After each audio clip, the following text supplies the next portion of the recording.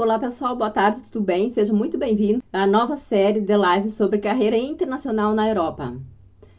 Eu sou Mari Coimbra, para quem não me conhece, para quem está chegando agora, já vai deixando seu joinha aí consignado até o final do vídeo. Depois, se você não gostar, você pode voltar lá e pegar o seu joinha de volta, tá bom? Preparei aqui um conteúdo extraordinário que eu tenho adquirido ao longo das minhas experiências, dos meus estudos aqui, porque bênçãos compartilhadas são bênçãos multiplicadas. E graças a Deus, o que eu aprendi, eu gostaria de compartilhar com outras pessoas para que vocês não precisem passar, pelo menos que eu passei, e possam aprender, inclusive, com os meus próprios erros. Semana passada nós tivemos uma live que infelizmente não ficou gravada no YouTube. Por essa razão eu estou gravando essa aula para partilhar um resumo da semana passada e entrar no tema da live de hoje. É um tema bastante interessante que tem a ver com as competências exigidas hoje em dia pelo profissional internacional. Então, se você está pensando em fazer uma experiência no exterior, se você quer se preparar para conseguir um trabalho na tua área ou em áreas diferentes, eu sugiro, recomendo vivamente que você possa estar tendo acesso a essas informações, que foi uma informação que eu considero ouro. Eu já vivo aqui em Portugal, aqui na Europa, há 17 anos. E foi somente este ano que eu passei no processo seletivo, ou seja, ao passar no processo seletivo por uma empresa de aviação, eu não vou mencionar agora o nome, mas é a mais exigente do aeroporto, foi que eu consegui essa informação sobre como se preparar para uma carreira internacional online, para o processo seletivo. Esse conteúdo é top, é mesmo bom e eu preciso compartilhar com vocês para que vocês não precisem andar por aí fazendo entrevistas sem saber como se preparar, o que é que vai cair afinal, o que pode cair numa entrevista internacional. Dito de outras maneiras, eu vou fazer a live um pouco diferente, porque a semana passada eu já fiz esse tema para aqueles que assistiram. Então eu vou hoje fazer uma abordagem ligeiramente diferente para não parecer tão repetitivo para aquelas pessoas que estão me acompanhando em todas as lives e todos os vídeos. Combinado? Hoje a gente começa falando então dos 2 motivos para você fazer uma experiência no exterior ou para não fazer uma experiência internacional. São 7 pontos para cada um. 7 motivos para aceitar fazer uma experiência internacional. Primeiro, aquela pessoa que tem o gosto por novas experiências, por aprendizagem de novos idiomas, novas línguas e pela aprendizagem de novas culturas. Segundo, pessoas que gostam de ter um trabalho mais interessante, diferente, mais dinâmico, com mais responsabilidades, com melhores status e mais autonomia. Veja bem, nós já vamos lá ver sobre as qualidades exigidas, requisitadas pelos candidatos a uma vaga internacional. Esse aqui já dá um insight. Pessoas mais responsáveis, mais autônomas e mais dinâmicas. Mas tem mais? Tem muito mais. Terceiro motivo ou razão para viver no exterior. Melhores salários. Sim, se compararmos com o Brasil, é possível ter melhores salários por aqui. Ainda mais se tomarmos o cuidado de escolher bem, de acordo com o nosso objetivo. Se o objetivo é salário, é ganhar bem, há essa possibilidade. Quarto ponto. Possibilidade de progresso na carreira. Sim, é muito comum por aqui os empregadores procurarem, sobretudo até brasileiros, estrangeiros, pelas competências e habilidades que nós temos, para que possamos aqui fazer progresso na carreira. E se correspondermos às expectativas, então podemos sim fazer progresso na carreira. Ponto 5. A localização, por exemplo, o clima, a estabilidade política, a vida social acima da média, entre outros fatores. Aqui em Portugal, por exemplo, no Algarve, o clima é tropical, extremamente agradável. As praias são espetaculares, a alimentação, a gastronomia é diversificada e deliciosa. É um local onde vivem mais estrangeiros dentro de Portugal, portanto situa-se aqui no Algarve. Temos também a questão da segurança e a vida social mais estável, portanto uma vida social acima da média. O ponto 6 tem a ver com o facto de uma pessoa querer dar melhores qualidades de vida à sua família, aos seus familiares, ao cônjuge. É um lugar onde a pessoa pode ter mais liberdade financeira, portanto, pode ter uma vida mais interessante, viajar mais, ter mais momentos de aventura, de lazer, e uma vida mais variada, portanto, um estilo de vida mais saudável. E o ponto 7, e último motivo para viver em Portugal, enfim, no estrangeiro, seria a boa situação que pode dar ao cônjuge e à família. Mas, por outro lado, também temos 7 motivos para não aceitar viver uma experiência internacional. Quer saber qual é? Vamos já a isso. Primeiro, é preciso escolher bem o local para viver. Embora seja considerado como os melhores países do mundo para se viver em termos de segurança, há alguns lugares, alguns locais que poderá haver algumas pessoas que já estão fora do mercado de trabalho e que vivem sem trabalhar e que vivem sobre função de álcool, enfim, e que podem, então, dificultar o ambiente de vivência. Portanto, é preciso escolher um local que não seja perigoso, que não seja indesejado, que não seja incivilizado, onde possa haver pessoas hostis, politicamente instáveis. Ponto 2. Motivo para não viver no exterior. Trabalhos pouco satisfatórios, aborrecidos, elevado risco de insucesso e isolamento. Portanto, são questões a se pensar quanto ao trabalho a escolher, para evitar ter esse trabalho insatisfatório. Ponto 3. Problemas com a família, com o cônjuge, ou seja, pessoas que, por vezes, o cônjuge, um deles quer ficar no país de origem, o outro quer emigrar. Um quer trabalhar numa área, mas aí não pode no outro país porque o seu diploma ainda não foi revalidado e tem algumas questões a serem ultrapassadas nesse sentido. O ponto 4, portanto, tem a ver com a questão salarial. Ter um trabalho que seja insuficiente, levando em conta o padrão de vida que a família está habituada a levar, o que gostaria de levar. Porque um salário aqui na Europa pode não corresponder ao estilo de vida, ao padrão de vida que uma pessoa vivia no seu país de origem. Então, é preciso repensar bem isso. Ou seja, no ponto 4 é preciso pensar em, se o objetivo é manter um padrão de vida, é preciso pensar num salário que seja sustentável. Portanto, que consigam cá na Europa, com outros modelos de vida e de custos, conseguir manter o mesmo padrão de vida que vivia no seu país de origem. O ponto 5 estamos falando dos motivos para não aceitar uma vivência internacional, tá bem? Não disponibilidade para mudar de vida ou de trabalho, ou para não mudar de país, ter de aprender novas línguas, adaptar-se a novas culturas.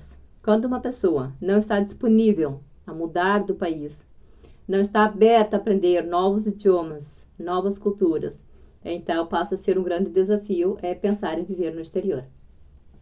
Ponto 6, e são 7, já faltam só mais um.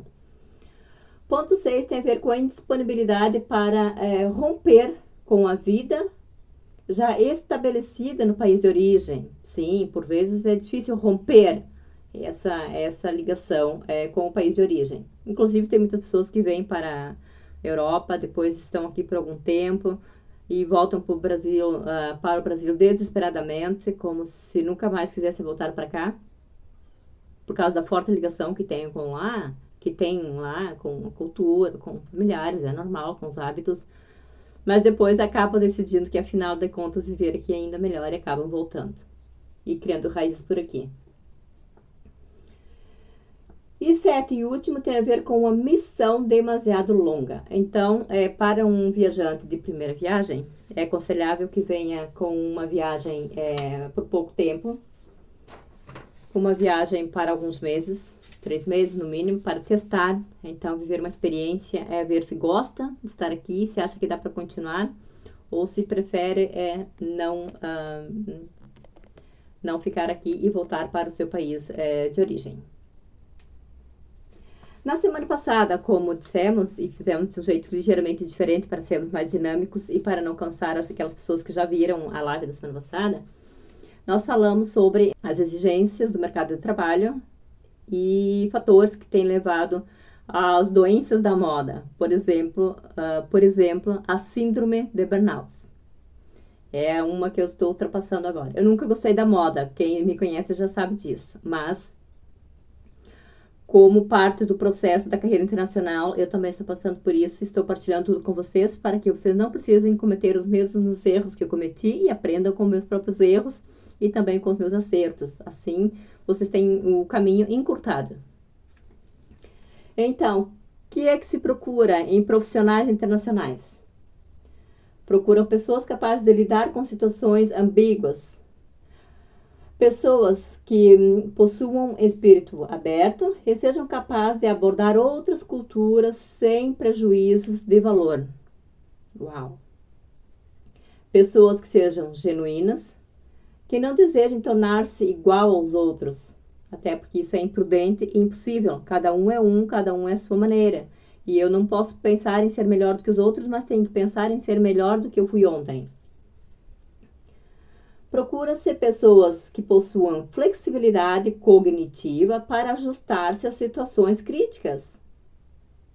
As situações críticas que nos levam ao extremo. E é preciso aqui ter flexibilidade cognitiva, ou seja, uma inteligência para conseguir contornar a situação, resolver a situação e sair sem prejudicar, comprometer a qualidade da tarefa. Resistência, pessoas que sejam resistentes à frustração.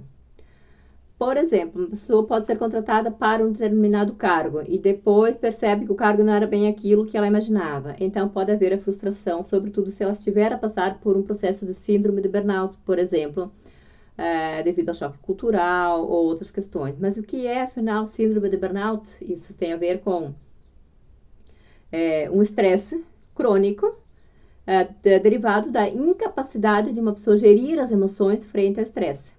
E depois, claro, agora como é que se resolve isso? Então, aprendendo a lidar com as emoções e encontrando os caminhos alternativos que possam trazer o bem-estar desta pessoa. Depois, procura-se pessoas ou profissionais que evitem tornar-se defensivos em relação a si ou a sua cultura. Não precisa se defender, tá tudo bem. Se as críticas servir, utiliza-se para o crescimento e seguimos em frente. Conhecimento da língua estrangeira, do país de destino, é fundamental. Disponibilidade e vontade de aprender coisas novas e crescer. Capacidades para aceitar e lidar com outras críticas. Capacidade de análise e explicação das diferenças culturais de forma neutra e tranquila. Gosto pela autonomia e pelos desafios, novos desafios. Sensibilidade, pessoas que tenham sensibilidade e capacidade de comunicação intercultural. Vamos dialogar sobre comunicação intercultural dentro dessa série de vídeos. Capacidades formativas e pedagógicas, portanto, a capacidade de não só de ter formações, de fazer desenvolvimento pessoal, mas conseguir aplicar isso na vida prática. Pessoas com resiliência, adaptação e resistência à frustração. Aqui a resiliência também dá tema para mais um vídeo, para mais uma live, porque é importante trabalhar essas questões. Capacidades de análise de situações complexas, capacidades de gestão de conflitos, capacidade de negociação intercultural, capacidades de tomada de decisões, capacidade de persuasão e liderança adequada ao contexto e à cultura do país de destino, portanto, ou aqui diz país hospedeiro.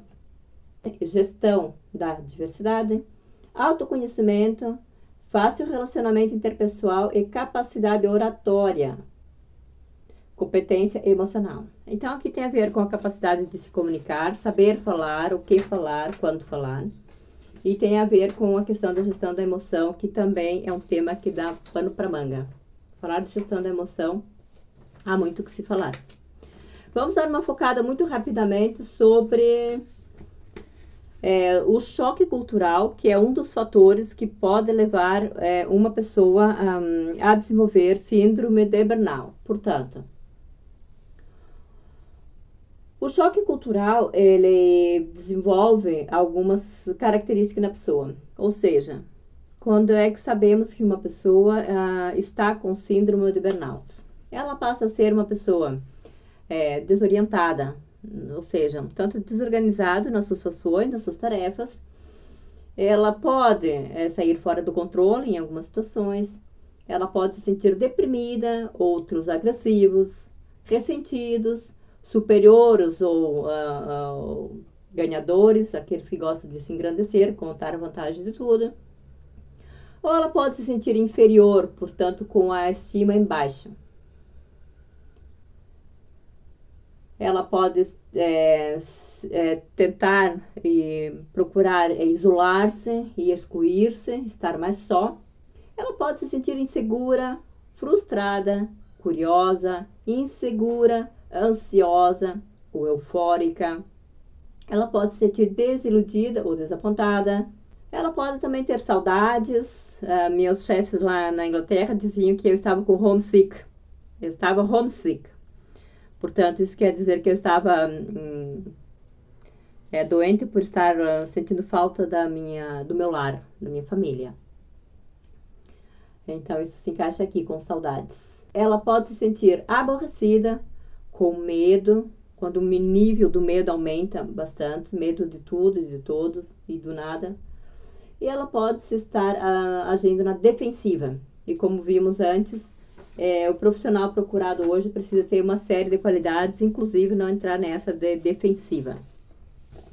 Aqui muito trabalho para fazer. Aqueles que tiverem interesse em dar o primeiro passo rumo à sua carreira internacional, pode solicitar o combo da carreira internacional, que é gratuito e é online. E eu mesmo estarei enviando para aqueles que deixarem comentários, ou aqui nos comentários, ou no direct, para receber o seu combo da Lá tem um e-book sobre as principais qualidades requisitadas dos candidatos a um emprego, a uma vaga na carreira internacional, na área internacional.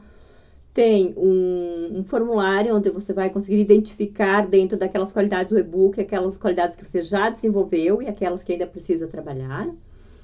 E tem também a possibilidade de fazer uma mentoria gratuita para conversarmos e dialogarmos sobre isso. É top! Quem me dera eu ter acesso a essa informação, a esse tipo de conteúdo, no meu tempo, há 17 anos atrás, quando eu pensava, sonhava em sair do Brasil e viver uma experiência internacional. Por hoje ficamos aqui. Eu vou estar partilhando ainda essa semana, diariamente, vídeos sobre culturas, diferenças culturais. É top, você não pode perder. Vem comigo e acompanha-me. Se você ainda não é inscrito no canal, se inscreva, deixe o seu joinha, compartilhe com outras pessoas, aquelas pessoas que, assim como você, sonham com uma experiência internacional. E vamos falar aqui sobre diferenças culturais de vários países. Não somente desses países que eu tenho vivido aqui em Portugal, mas também outros países da União Europeia e também de fora da União Europeia. Então, vamos falar da cultura portuguesa. Uau, interessante. Sobretudo para quem pensa em vir para cá. Vamos falar da cultura da Espanha, da Alemanha. Ou melhor, vamos falar de hábitos culturais, tá bem? Se você, por exemplo, pensa em viver num desses países, você precisa saber quais são os hábitos culturais desse país. Por que é importante? Para que você consiga se comunicar melhor. Combinado? Não basta saber o idioma, mas é preciso também saber respeitar, identificar a cultura e o modo de estar e de ser das outras pessoas, oriundas de outros países e falantes de outros idiomas. Vamos falar, então, da França e também da Rússia. Vamos falar da China, depois do Brasil, dos Estados Unidos da América, do Japão, da Índia e da Arábia Saudita, entre outros. Vai ser top, você não pode perder. Eu, por hoje, vou ficando por aqui, porque eu quero respeitar o tempo de cada pessoa nesta live do meio-dia. Mas estamos juntos durante a semana. Seja muito bem-vindo, compartilhe, deixe o seu joinha, assim você estará ajudando a fortalecer esse canal. E vamos aprender juntos mais e muito mais sobre carreira internacional. Vamos ajudar uns a ajudar os outros, porque se cada um ajudar um, o mundo ficará melhor. Eu sou Mari Coimbra, te espero por aqui. Super abraço e até breve. Tchau, tchau!